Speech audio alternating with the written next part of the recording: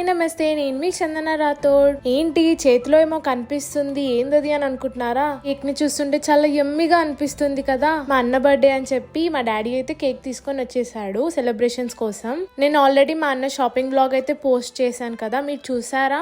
ఇప్పుడైతే మా అన్న ఫస్ట్ కేక్ ని కట్ చేసిండు.